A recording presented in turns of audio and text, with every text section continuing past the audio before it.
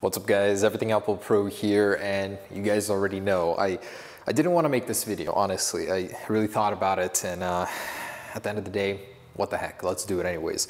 The iPhone X drop test, this ridiculously priced device, it costs a fortune. You know, you don't want to break it, but in this video I want to see how durable is it. This thing is made of stainless steel, which is a material Apple doesn't use very often in their products, especially on the outside. It makes it look beautiful, but how's the durability of it? On the front and back, we've got the most durable glass, Apple says, on any smartphone ever, so we'll have to see that as well. And we've already tested it with the iPhone 8, but I wanted to go ahead and throw that in here as a reference point. So the iPhone X versus a normal smartphone, is it more or less durable? So believe it or not, this thing costs about $579 to replace out of warranty, and a screen repair is a little under $300. So you don't want to break the display on this thing, definitely protect it, but if you want to use it naked, how will the durability do?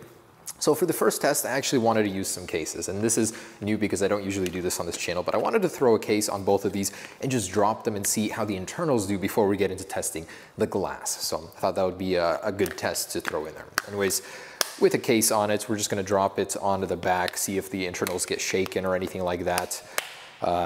Yeah, man, I just opened this thing. I do not want to break it. Believe me, guys, I sympathize with all of you guys seeing this. It hurts, but I need to see the durability. And by the way, with an in-warranty cost with AppleCare Plus, it's only $29. So it's not so bad at all, even if you break it. Best insurance or best case you can get is AppleCare Plus. But all right, so, oh my gosh, I just got this thing.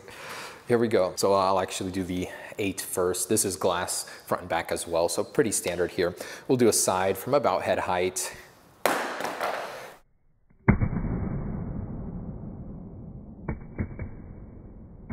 And this guy, so head height. And they're fine. I'm just gonna drop them a couple more times real quick on the back. So.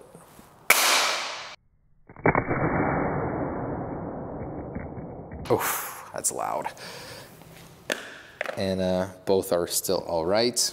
You know, with a case, you're pretty much protected. I just wanted to see with the shake traveling through the phone, how would it affect it? And it seems to be all right. Okay, so let's pop them out of their cases and test the glass now. I'm so nervous. I feel like I'm gonna break this thing before I even start testing it. But I am kind of curious, how will the stainless steel absorb the impact compared to aluminum, which is, you know, a lot softer, and it seems to just bend when you drop it. All right, so let's start with the waist height impact. This is about 3 feet or so, and on the rear. In 3, 2, 1. That's the iPhone 8. Oh, it's fine. Got a scratch on it from earlier, but otherwise it's okay. And the much heavier iPhone X, this is one of the heaviest iPhones Apple has produced, I believe, since the 4 and 4S series. Thicker too, so it might actually be worse for dropping. 3, 2, 1.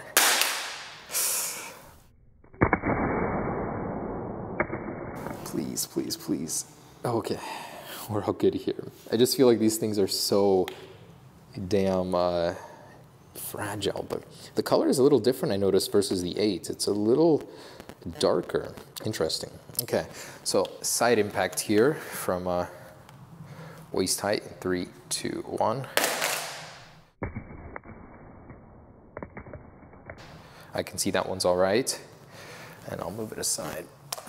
And 3, 2, 1.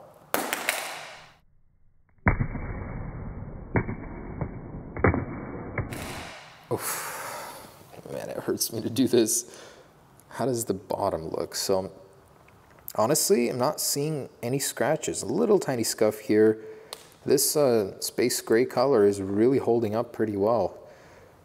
This one has got a dent already, some scuffage here.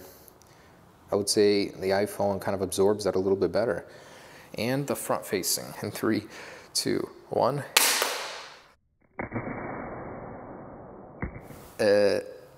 It's all right. And the 10, 3, 2, 1.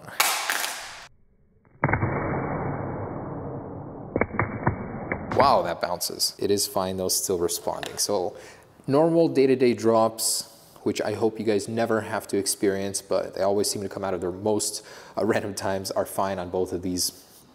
They did survive. So let's go a little bit higher to head height here and try them out. And this is where most of these phones start to fail. All right, so about head height here for the iPhone 8 in 3, 2, 1. I think that's broken.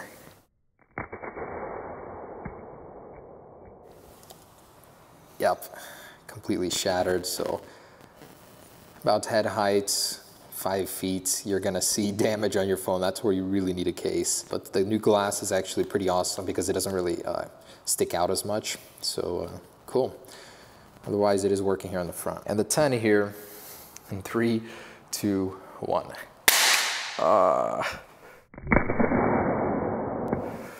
Please. Oh, wow. All right. I don't know what that could be. Honestly, the camera is a little bit wider. It's different, not as flat here. Could have something to do with it.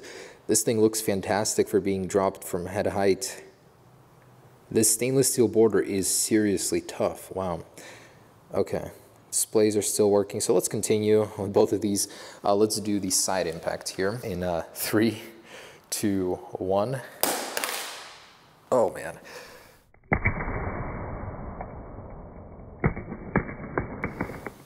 That took a chunk out of there. It actually bent the whole bottom of the phone.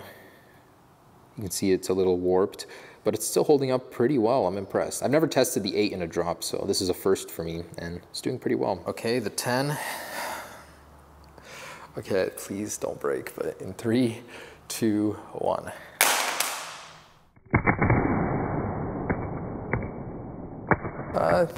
Kind of half on the side, half on the front, but still, look at that. It is held up marvelously, and the scuffs just seem to wipe away. It's like amazing how durable this stainless steel is. Still working perfectly. That leaves face down from head height. This is the 8 first, in 3, 2, 1. I don't know. Oh, wow. Welcome surprise there. Still working too. Back is demolished, so did well. Please, 3, 2, 1. Wow, that jumps.